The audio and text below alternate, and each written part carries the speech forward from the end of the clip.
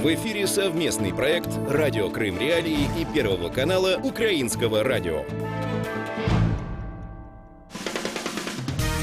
Слушайте ток-шоу «Радио Крым Реалии» на средних волнах на частоте 549 АМ каждый будний день в 8:35 и в 13:10, а также на 105,9 FM круглосуточно. Крымчане имеют право знать.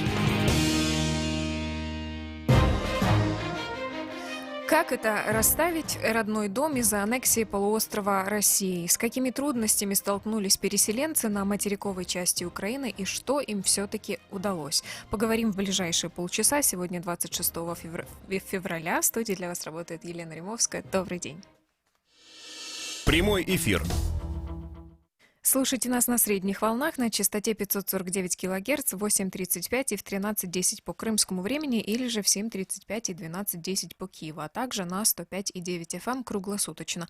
8 810 06 926 – это бесплатный телефон прямого эфира для крымчан. 044 490 31 18 – номер телефона для жителей материковой Украины. И напомню, что вы можете смотреть трансляцию эфира на YouTube-канале Крым Реалии.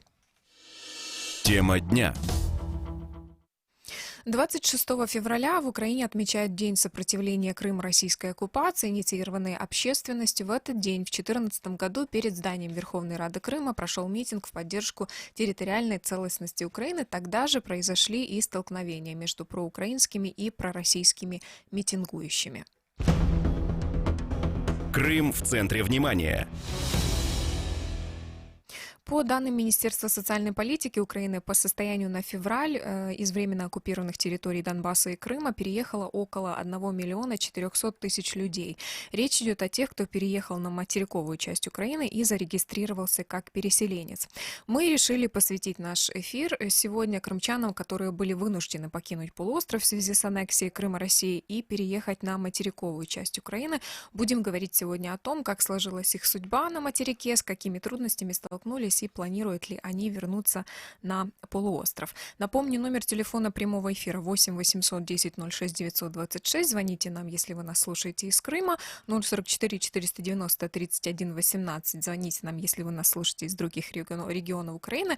Возможно, вы хотите даже рассказать свою историю. Вы крымчанин, который переехал в связи с аннексией. Звоните, мы будем рады. Я расскажу о первом нашем госте эфира сегодня. Асан Буджуров, владелец крымско-татарского ресторана «Сафра» в Киеве. Он переехал в Киев из Симферополя в 2014 году, и сейчас он с нами на прямой телефонной связи. Асан, здравствуйте. Добрый день. Рад слушать. Расскажите нам, пожалуйста, вот почему вы уехали? Я немного знаю о вашей истории, но хотелось бы, чтобы о ней узнали и наши слушатели. Как так получилось, что вы решили в 2014 году все-таки оставить полуостров? Вы знаете, на тот момент я занимался, кроме обучения в университете, мое хобби было это общественная деятельность. И, у нас была общественная инициативная группа среди крымско-татарской молодежи. Вот. И тогда мы заняли активную позицию в вопросе евроинтеграции, поддержки материковой части Украины. И во время начала оккупации мы помогали чем можем воинским частям, организовывали кое-какие патрули в местах компактного проживания крымских татар.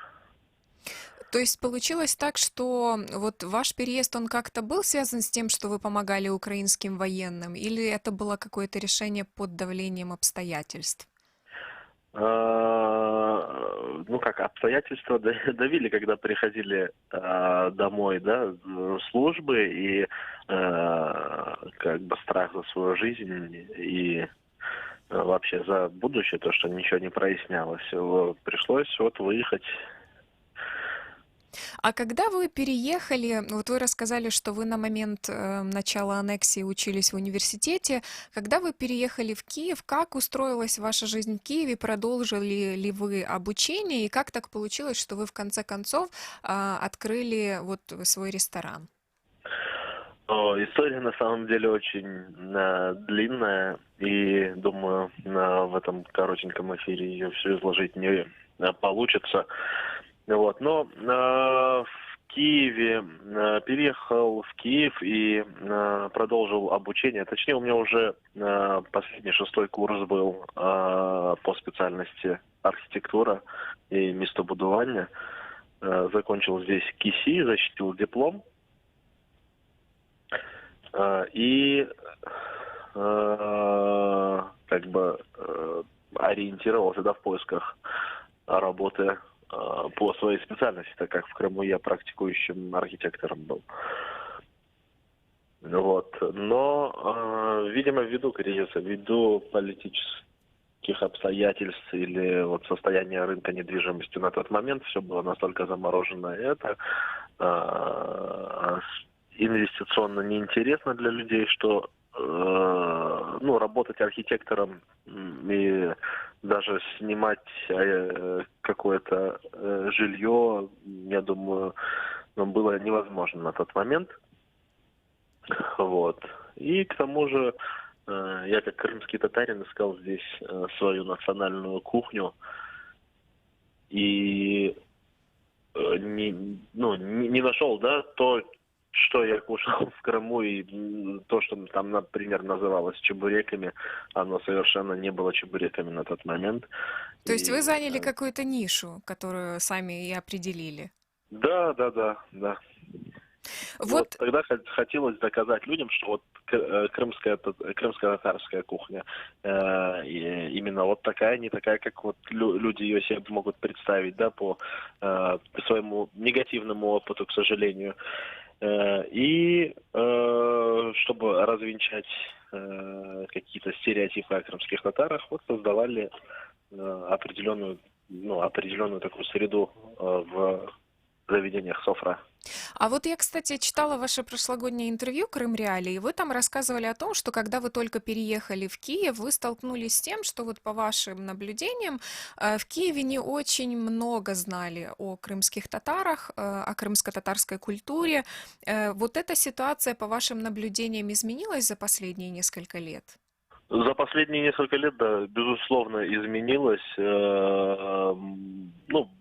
Большинство, по крайней мере, киевлян имеют представление, знают, кто такие крымские татары, осведомлены в каких-то аспектах истории Крыма и крымских татар.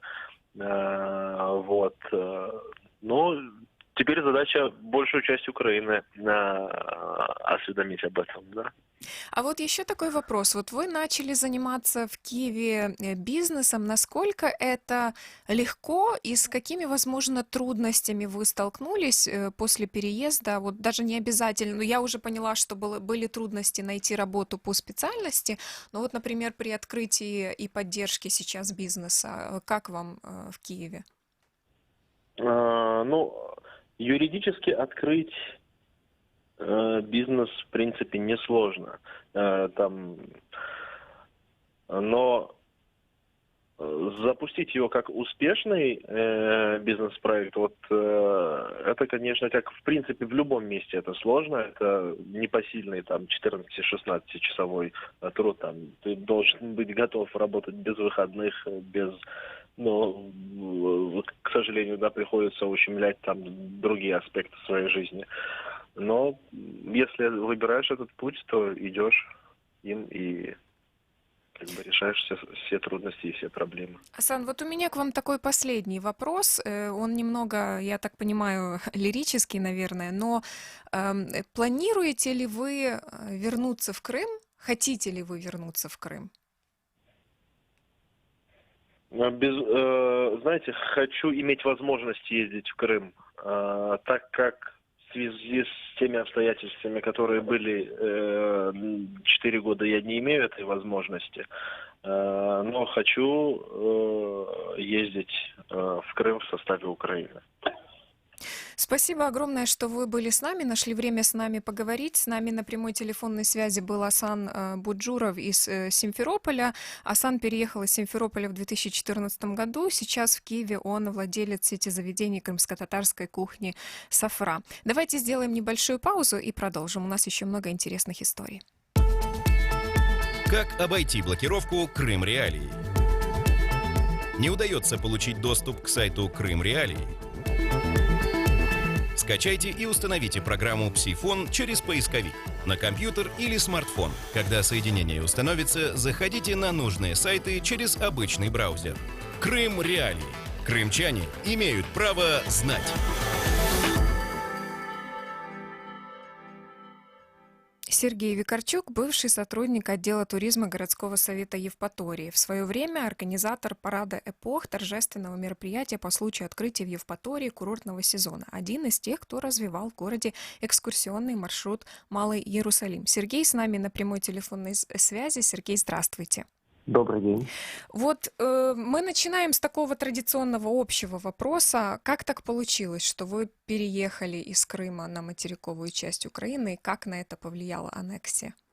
Аннексия была прямой причиной, почему наша семья приняла такое решение. Категорически не согласны были. Да, я обожаю свой город, я обожаю то, что я делал. Это моя любимая работа, и я очень много приложил своих трудов. За 7 лет много было реализованных успешных туристических идей, проектов. Но я не смог смириться, просто не смог смириться с идеей, русской идеей оккупации Крыма.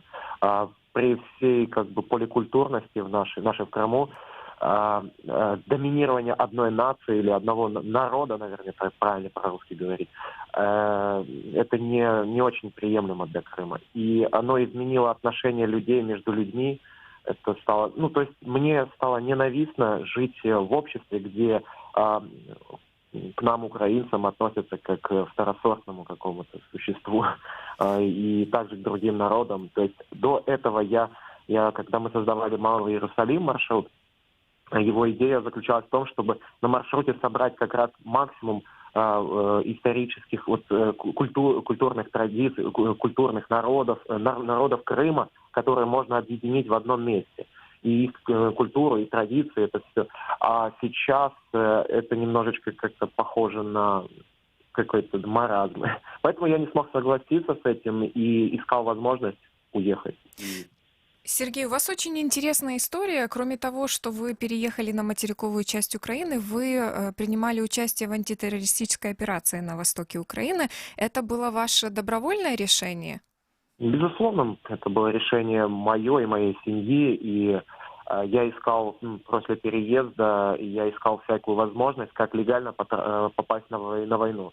Для меня было это очень важно. Я хотел увидеть с середины процессы. Я хотел понять, правда ли о нас венчают эти мифы в Крыму, соответствуют ли они действительности.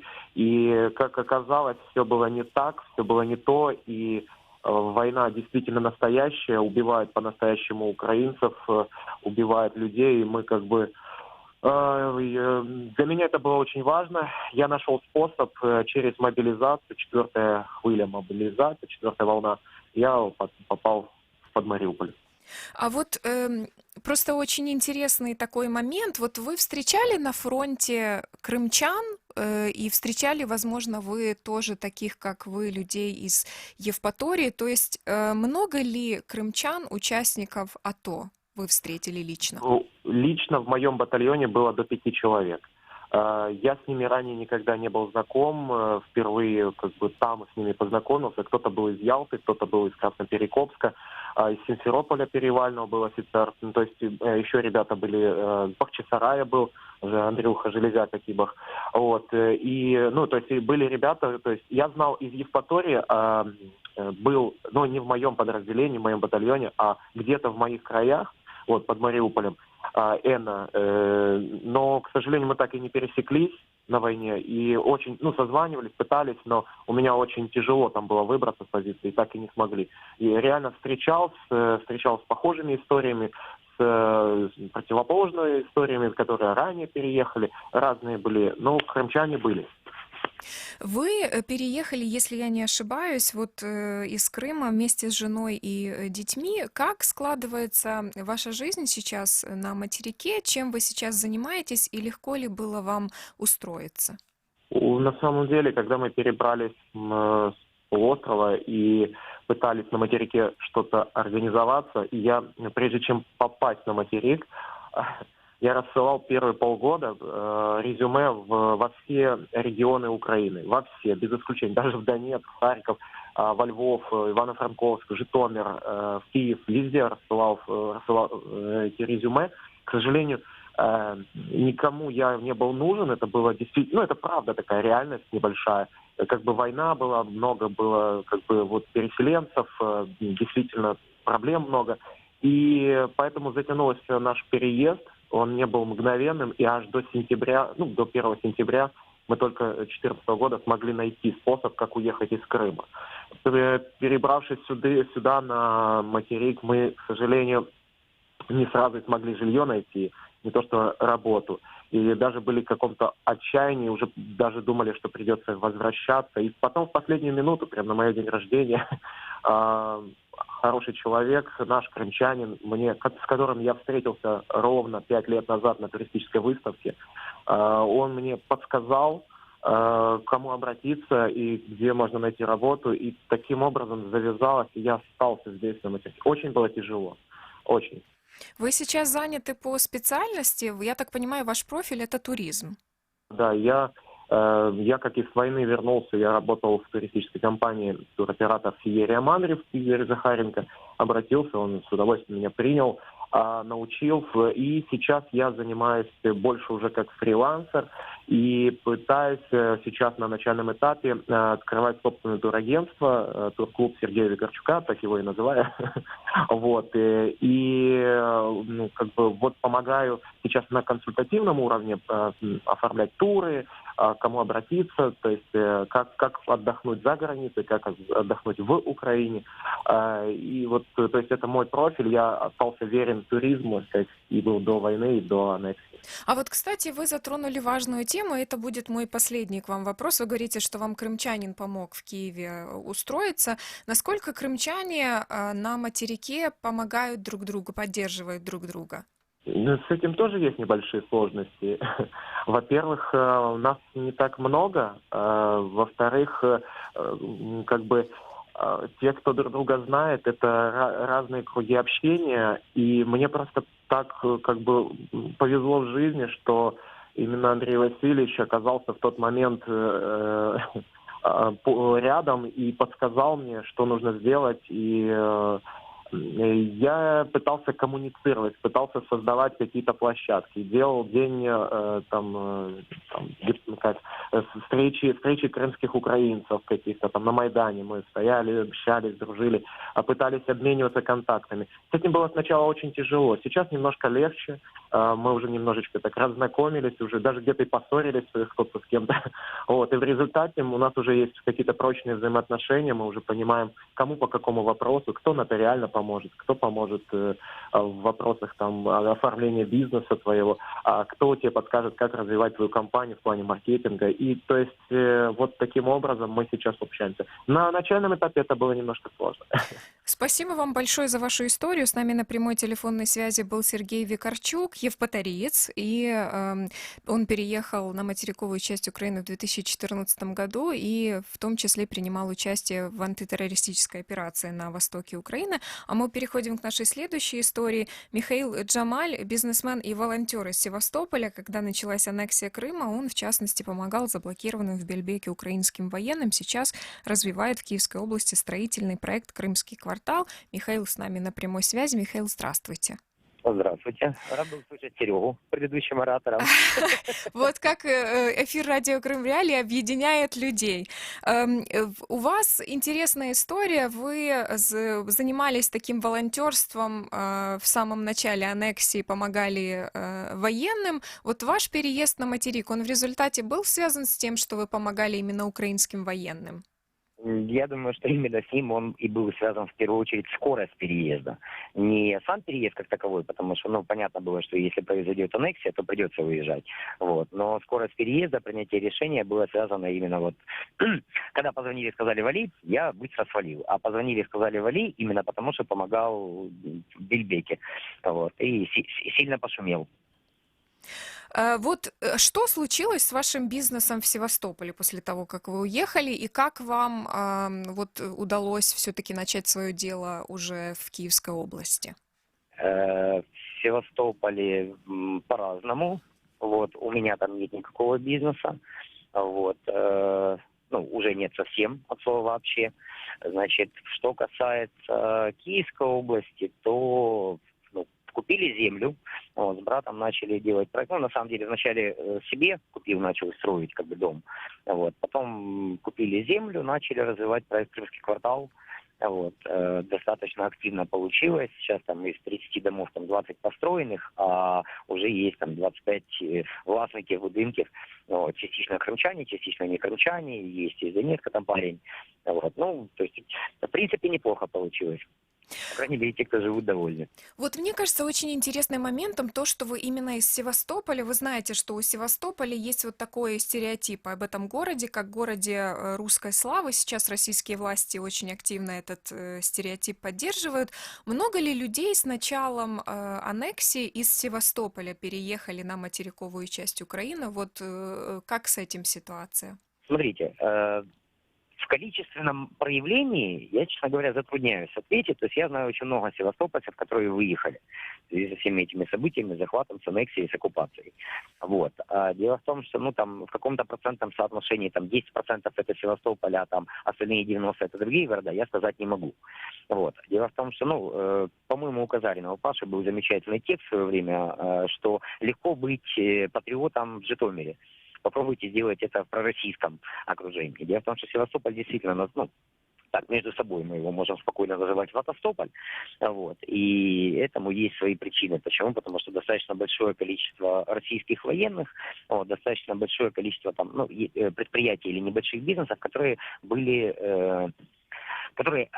зарабатывали на обеспечении нужд российского флота, да, то есть Севастополь наблюдал заграничные зарплаты российских военных. И сам флот, наверное, очень влиял на обстановку в городе. Флот влиял на обстановку в городе. Помимо того, Россия очень жестко вела свою пророссийскую линию, открывала Дом Москвы, строила для военных дома и так далее, и так далее. И, в общем-то, здесь наша серьезная недоработка, да, что Украина этому никак не противодействовала.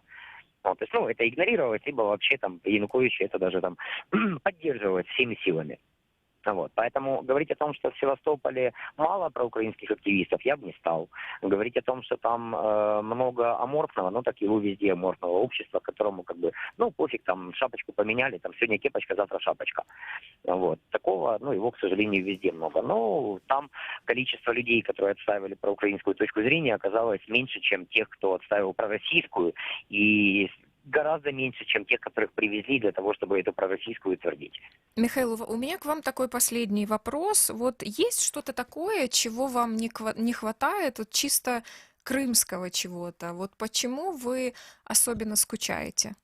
Природы не хватает, море, Одесса не то, то есть моря не хватает, гор не хватает, родных видов не хватает, бабушки, дедушки не хватает.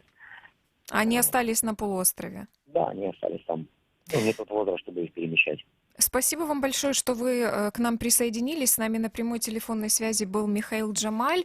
Он переехал на материковую часть Украины из Севастополя. Сейчас руководит строительным проектом «Крымский квартал». А история украинской активистки Ольги Павленко из Симферополя интересна тем, что она оставалась в Крыму до последнего, до 2018 года. И до последнего она открыто выражала свою позицию и принимала участие в мероприятиях Украинского культурного центра. Ольга Павленко с нами на прямой телефонной связи. Ольга, здравствуйте. Доброго дня. Вот чем все-таки был вызван, в конце концов, ваш переезд на материковую часть Украины, учитывая то, что вы оставались в Крыму практически до прошлого года, до конца прошлого года? Насправді рішення про переїзд було прийнято ще у 2014 році, тобто були просто деякі складнощі з цим питанням. Тобто не було питання, що ми залишаємося на півострові в окупованій частині. нашої України. І, звичайно, його трохи прискорили тим, що в мене був обшук, тобто почалося вже, такі від погроз перейшли до дій, і мені просто сказали, що, якщо ви хочете залишитися на волі, а не там, де ваші друзі в буцегарні, то давайте збирайте речі і геть звідси. Це наша земля, вона не для вас. Вот вы, то есть понятное дело, что вы почувствовали на себе в прямом смысле давление силовиков российских, но вот за это время, пока вы были в Крыму с начала аннексии, чувствовали ли вы давление, скажем так, гражданских лиц, да, каких-то там соседей, например, коллег, из-за того, что вы открыто показывали, что вы не поддерживаете то, что происходит в Крыму?